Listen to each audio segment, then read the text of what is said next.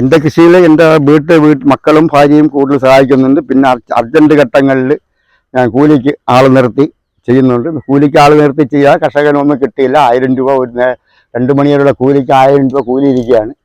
പിന്നെ കർഷകർ നേരിടുന്ന ഏറ്റവും പ്രശ്നം എന്ന് വെച്ചാൽ വിൽപ്പനയാണ്. വിൽപ്പന കർഷകന് അവൻ്റെ ആവശ്യത്തിനനുസരിച്ചുള്ള വില കിട്ടുന്നില്ല.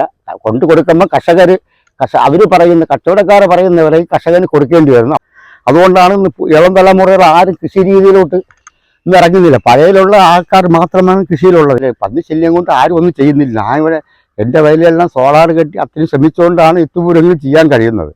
ഇവിടെ നോക്കിയാൽ കംപ്ലീറ്റ് ഒരു വയൽ പോലും ഒഴിഞ്ഞു കിടക്കുന്ന വലയില്ല. ഇന്ന് ആരും ചെയ്യുന്നില്ല പന്നി ശല്യം. ഇനി പറഞ്ഞ തലമുറകൾക്ക് പത്രത്തിൽ കൂടെയും പേപ്പറിൽ കൂടെയും എഴുതി കാണിച്ചു കൊടുക്കാനുള്ള ഗതികേട് വന്ന് ഇപ്പം നെൽകൃഷി വന്ന പോലെ ആയിപ്പോകുന്നു.